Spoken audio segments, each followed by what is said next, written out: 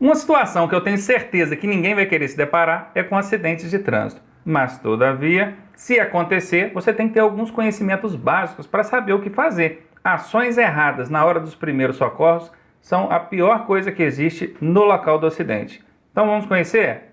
Vem comigo!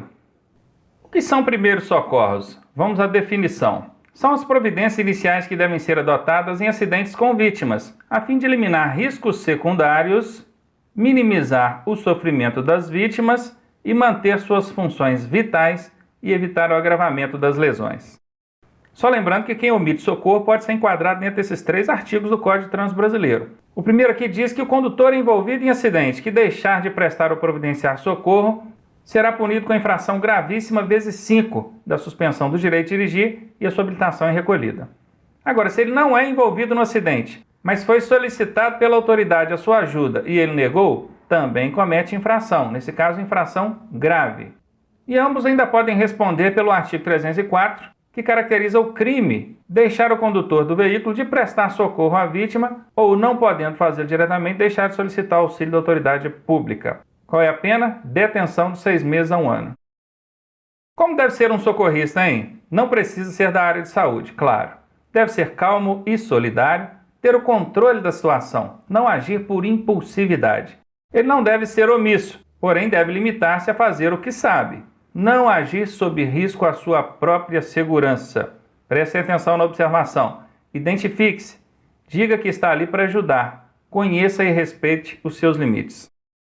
Local do acidente. O que fazer primeiro? Faça uma análise panorâmica da situação. O que é uma análise panorâmica? É aquela visão superficial, aquela visão geral. Você não vai focar em um ou outro ponto, num ou noutra vítima. É geral. Para quê? Vem comigo que a gente vai ver. Para identificar e eliminar riscos secundários. Uma coisa muito comum em acidente é a pessoa deixa o veículo dela no meio da pista, toda desprotegida, sem sinalizar, e acaba sendo envolvida também.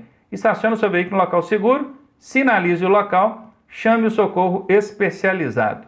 Os primeiros 5 minutos são de vital importância para as vítimas, não perca tempo. Inclusive, em relação a essas ações, você não precisa agir sozinho não, peça ajuda, cada um pode fazer uma coisa. E o que não deve ser feito pelo socorrista? Abandonar a vítima do acidente, omitir socorro sob pretexto de não testemunhar, tumultuar o local, deixar de colaborar com as autoridades competentes, tentar remover vítima presa nas ferragens. Isso aqui é muito comum e é um dos maiores problemas dos motoristas despreparados que querem ajudar a socorrer, que é tirar a vítima presa da ferragem. Isso acaba complicando ainda mais a situação da vítima. Só removam a vítima de acidente se houver risco real de perigo. Nós falamos em sinalizar o acidente lá atrás, mas como sinalizar? Bom, estacione preferencialmente fora da pista para não correr risco com o seu próprio carro e ocupantes dele.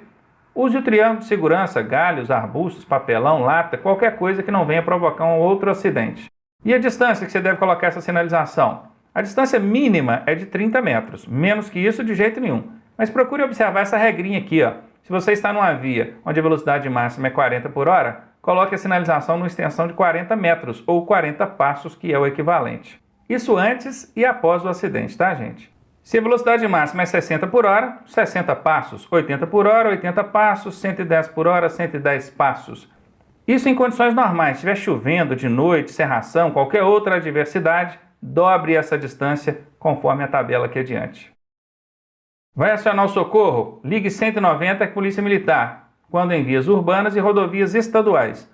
191 é a Polícia Rodoviária Federal, claro, nas rodovias federais. 192 é o SAMU, Serviço de Atendimento Móvel de Urgência. Isso atende tanto no perímetro urbano quanto também em rodovias. E 193 é o Corpo de Bombeiros, também perímetro urbano e rodovia. Normalmente, se o acidente envolve uma maior complexidade de socorro, o ideal é chamar os bombeiros, porque eles já têm equipamentos próprios, estão preparados para mergulhar, fazer rapel, escalar, qualquer coisa, ou seja, são super-heróis mesmo, né? E vai chamar o resgate? Gente, estejam prontos para responder algumas perguntinhas. A localização exata do acidente, aonde aconteceu, se é numa rodovia, o nome da rodovia, qual quilômetro dessa rodovia você encontra, em qual sentido, quantos veículos foram envolvidos, número aproximado de vítimas e lesões aparentes, tipo do acidente se envolveu carro, moto, atropelamento ou outro, se há vítimas presas nas ferragens, se há vazamento de combustível ou produtos perigosos. Essas informações você vai captar aonde? Naquela análise panorâmica, aquela primeira visualizada geral que você deu. Aí, ó, passou a mão no telefone, ligou para o socorro, esteja preparado para responder algumas perguntas, conforme essas que vocês veem na tela aí. Adotadas as providências iniciais, você pode fazer algo pelas vítimas, mas para isso você vai precisar de algum conhecimento. Vamos à tela para a gente conhecer então os sinais vitais. São sinais que possibilitam a avaliação do quadro clínico da vítima. Quais são eles? Respiração, se a vítima respira ou não. Pulsação, se ela está pulsando ou não. Pressão arterial, esse aqui é aquele que mede com um aparelhinho lá na farmácia. Dificilmente você vai conseguir fazer uma constatação dessa na rodovia. Até porque você não anda com um aparelho de medir pressão dentro do seu carro. A não ser que você seja um médico ou um enfermeiro ou alguém da área de saúde, claro. Temperatura corporal, essa é fácil. Se você não tem um termômetro, coloca a mão na vítima e você já vai saber se ela está na temperatura normal, acima ou abaixo. E também reação das pupilas, que devem ser isocóricas. O que é pupila? O que são isocóricas? Nós vamos ver daqui a pouquinho. A temperatura corpórea, esse sinal vital aqui, é o único sinal vital que não sofre variações em consequência da idade. Estou dizendo isso por quê? Porque um bebê, a temperatura corporal dele é entre 36 e 37. Um idoso entre 36 e 37. Isso não muda levando em consideração a idade, não. Pressão arterial, ritmo de respiração e pulsação mudam, tá?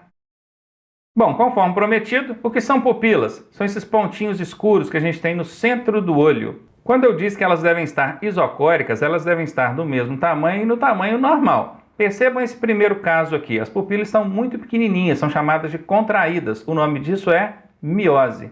E nesse outro caso, a gente tem uma contraída e uma dilatada. Então elas estão assimétricas, ou seja, diferentes. Isso chama-se anisocoria.